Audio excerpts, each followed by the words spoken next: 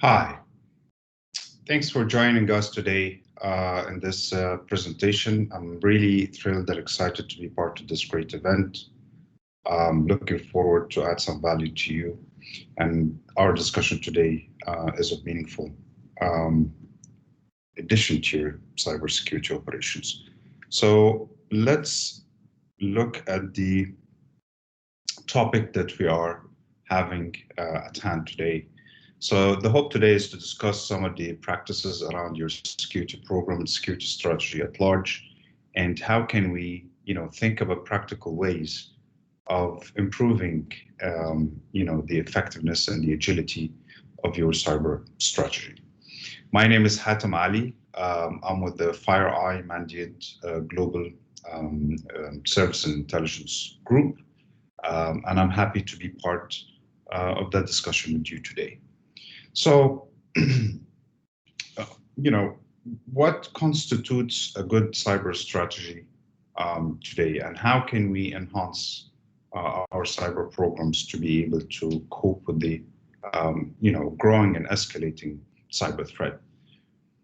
When you think about the past 6 months, for example, you'll see that the magnitude and the dynamics that's happened in the cyber domain are really escalating. We can think of 3-4 major security incidents that happened only in the course of 6 months. So now the reality is that the amount of interesting incidents that are happening are escalating. And when we look to the state of current cyber defense, we can, put our hands or put our finger on the reason why this growing trend is a reality. There is a lot required from the digital infrastructure at any business today. The COVID situation have showed everybody that the digital channels is and could be the most effective channel of doing business and reaching out to your customers, and even for employees to do their jobs. So the trend of digital transformation of businesses is only going to increase in the next 5 to 10 years. So you would expect that a lot of companies have already started their journey to the cloud. We're having 5G coming over soon, so there'll be massive explosion in internet connectivity, Internet of Things. That makes the way that your corporate data or your crown jewels, the important digital assets, are being used and stored and processed differently than the traditional way. And that new trend, or that transformation of the digital infrastructure will put more weight on the cyber defense teams, because it opens new attack surfaces that wasn't there before. Right? The other side of the coin is that also the same trend is happening at the, from the bad guys' side. They continue to innovate. They continue to bring up new ways and new infrastructures to use against you, new techniques, discover new 0 days, and so forth. So the external threat landscape of how the bad actors are gearing up to target you is also dynamically and exponentially growing. So at the end of the day, a cyber defense leader, CISO, find themselves in a situation that they need to cope with that internal growing, environment from a digital standpoint, and as well having a great grasp and understanding of how the external threat landscape is evolving as well. So when you think about having the intelligence program, intelligence-led security program that we are discussing today, we typically see that most of the security leaders will go for kind of a compliance-driven checklist. So off-the-shelf standard of how to be secure, right? So it tells you that in order to be secure, you need to have this control and this, process and so forth. The challenge with that is that, as I said, this is very generic way of doing security. It's great, it's good to have a firewall. It's great to have a SIM, but if you don't really tailor that experience to your business needs, to your crown jewels, to the kind of attackers that they're after you, how would you just make sure that by just checking a compliance-driven box that you have the SIM or the firewall is actually going to work? And alternatively, the bespoke way of doing security, which is based on using threat intelligence, will help you have that granularity of choice of which controls that you need to deploy that is relevant to what you have in terms of challenges and risks. So for a sound cybersecurity effective program, you would end up mitigating more risk units per every dollar spent on cybersecurity. It only makes sense. Again, instead of going out and buying each and every security control or technology out there that is invented, you just invest on the set of controls that are relevant to the type of problems you're trying to solve, that are covering the risk profile or the threat landscape that is relevant for you based on the nature of business you're running in. So that leads us naturally to the discussion that, for any sound cybersecurity strategy and for any reasonable way of building a program for cyber operations, we need first to have a clear understanding of what are the risks that we should be concerned about as a business. I mean, nobody can protect themselves against each and every attack and actor group out there. That's impossible, right? So the only reasonable way of doing this is to tailor that view of risks and threats that are out there to the environment we are trying to protect. So we need to do that. We need to do that sort of profiling. We would first need to look inside our organization, try to understand deeply what is really important for the business from the digital side of the house. Where are the crown jewels? What are the important data? Which applications they're using those applications and the users associated with that usage. We also need to understand bigger picture around what's the objective of our business, which countries we're operating in, and also what are the infrastructure we're investing in. And then having that internal understanding will help us pivot then to look at the wider threat landscape, right? Who are the actors out there? Which industries they're targeting? And which geographical locations they're usually active in. And then we delve down a little bit to more the operational view of how they conduct their missions, right? So we have understood their motivations, their targeting, we need to understand more of how they do it, all the way to the technical details. And then when we compare or refuse both the internal view and the external view, we can then decide, what are the type of risks or the threats that we have discussed that are relevant to us, and how severe those risks or those threats could impact us.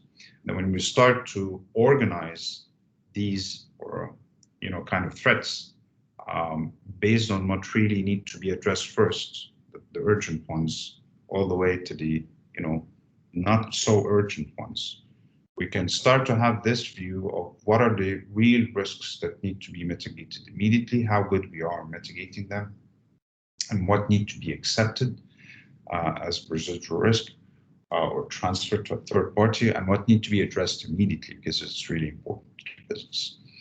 And this exercise is an ongoing exercise. It doesn't end at some point, because again, the two big challenges that you have, the external landscape doesn't stop at some point. Attackers keep motivating and innovating, and your business changed. New services added in, new system adds in, new users added in. So the threat by nature will evolve as well. The type of risks that you need to think about and the threats that can target you or can materialize in your environment are going to change as your internal operating environment changes, and as well as the external landscape change. And then again, when we have that clear understanding of how the risk view, what are the threats we need to be worried about, we can take that information, start formulate the future directions of our cyber program, right? Because we kind of have that over the horizon threats view. What is coming for our industry? What are the trends of threats that are cyber threats that are targeting our industry that we can see coming? What are the challenges that we anticipate that are happening? And therefore, what are the new resources we need in place, right? Do we need to invest in more people? Do we need to invest in new technologies? Do we need to look at a different way of doing operations? So we need to look at the process again. Also, what type of risk need to be communicated to the senior leadership so that they associate the cyber risk view into the bigger business risk view. So using that kind of threat intelligence to build that cyber profile, threat profile, it's going to have the C-level suite to make proper decisions for the organization at large, and for as well for the cyber program forecasting purposes. Now, it's really important to realize that now the cyber challenge is a board discussion. It's a board level discussion. So the C-level are concerned, the leadership of businesses or their organizations that are heavily utilizing digital infrastructure to do business are concerned about the cyber. And for the security leader to be able to communicate to them what really matters, it's only going to happen on a base of understanding what are the risks, what are the threats that their business specifically is concerned about. But also that's going to have the security leader to put the right priorities for the security functions that is part of a security program, right? So they can advise what are the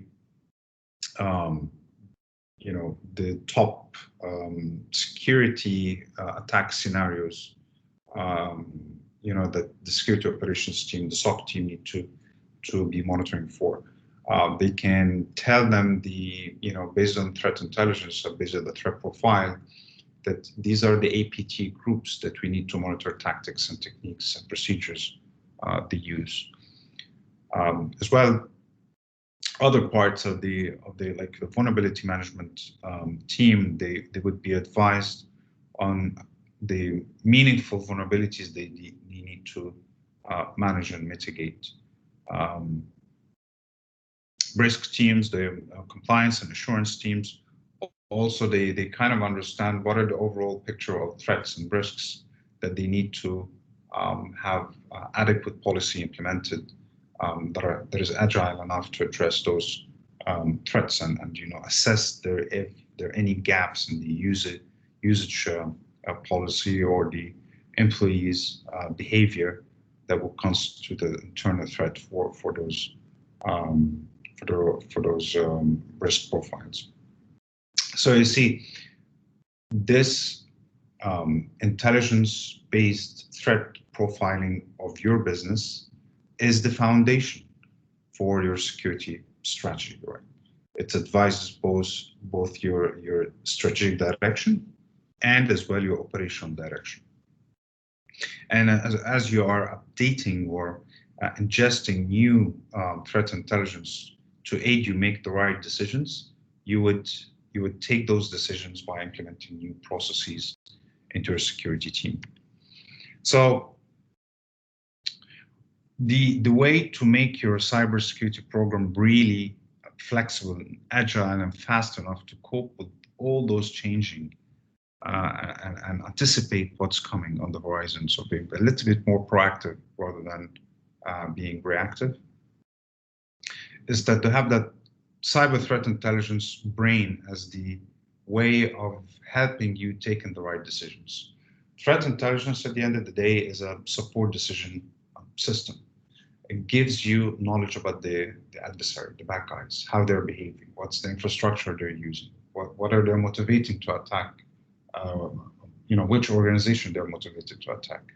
And then it tells you also a little bit of the technical pieces that need to be in place for the security operations team or the other security functions, so that they can compare to it and see if any of that indicators are actually running in their environment, so they start to take action. So threat intelligence help the security leader build their plan and also help the security operations team maintain meaningful day-to-day operations. So the threat intel would feed both the security operations team by indicators, by operational intelligence around how attacks are done, the TTPs of the actors, and so forth. So on their daily detection response activities, get informed of the relevant intelligence element that helps them take the right decisions and take those decisions quickly. Also, threat intel, especially the risk view or the threat profile part, can help the risk teams and the assurance teams understand, are we doing the right things? Is our policies, internal policies, applicable to our risk profile? Are we going to be compliant with any third-party requirements and so forth? So that should be on an ongoing basis. But then additionally, on the top of that, there is an element of your cyber program that is usually overlooked, which is how can we make sure that all our technology controls, processes, and people are actually, working as expected, let's say. How can we measure the competency of our security resources? So for the SOC, for example, it's all dependent on the sensors that you have deployed all over the environment, your firewall, network security, endpoint security, email security, your SIM. How can you make sure that those controls are actually working as they're supposed to? Because at the end of the day, if they're not, all the events they're sending to the SOC team are meaningless. They give you just a false sense of security. So for security validation, we're going to ingest threat intelligence that tells us how the bad guys behave, how the attacks are done, what are the malicious payloads used in this campaign. And then we convert that knowledge or that intelligence into a set of validation techniques that we're going to deploy across our environment in an automated and repeatable fashion, so that whenever we pinpoint any gap in any of the controls, we will report right on it. So the SOC team would have that level of validation that whatever they're looking at in their screens, it's actually reflecting what is happening in the environment. And that information also can help with the risk and assurance teams, because when you give them feedback of how the overall picture of your security organization when it comes to the ability to address the risks that they're concerned about, they can take more informative decisions around policy updates or compliance checks, practices like threat teaming or pen testing. So that kind of feedback will also help the CISO understand if the overall security program is working as they have designed already, right? So on the ongoing day-to-day operation, after setting the strategy, understanding the risk, keep updating this, they would have that third missing piece of the cyber agility, cyber program agility, is my strategy get implemented? Is the the overall security teams and functions doing their what is expected? Where are the areas that we can actually improve? How can I be sure that the investment that was placed on certain technologies or certain processes is the most effective one? And these questions will help the CISO understand how agile and adequate their security program is. And using that threat intelligence operationalized way of applying certain validation techniques and verification techniques on the environment is practically the only way for the security leader to answer those kind of questions. But the other challenge also we see when it comes to making your cyber program nimble and fast is the huge number of alerts that comes to the SOC team. Every day they get hundreds of thousands of alerts on their, screens, and typically an organization wouldn't have an army of security analysts to go over all those alerts. So they make decisions. They let go some of the incidents, but that decision of which one to triage first and which one to let go is not entirely based on any informative way, and then we need to address that. We need to give the team a way of finding that needle in the haystack without jeopardizing or ignoring relevant events. And for that, again, we can use threat intelligence to feed into machine learning algorithms to build models for how the certain attack actions happen. So if we have the expertise and the knowledge about how the bad guys are behaving, and we have the ability to automate that knowledge in a way that can offload a lot of the efforts from the security team, from the security operations team. This is exactly what we want to do here. So we're going to take much of the alerts coming in from the SOC, apply on them or comparing them into models built by machine learning that are informed by threat intelligence. And then it gives back a feedback to the security operations team of, hey guys, instead of looking at those 100,000 alerts per day, look at those 100 investigations or cases that we have collected multiple events, and we kind of have a good confidence that all of those together constitute something interesting. So for the team, in order to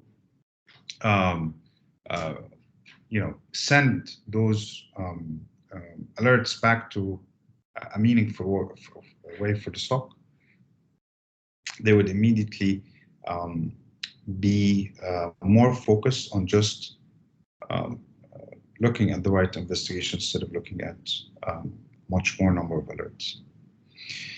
So overall, threat intelligence can play really significant role into your cyber program, and we're happy to have more of those discussions with you. Thank you very much for listening and tuning in. Looking forward to see you soon. Have a great day.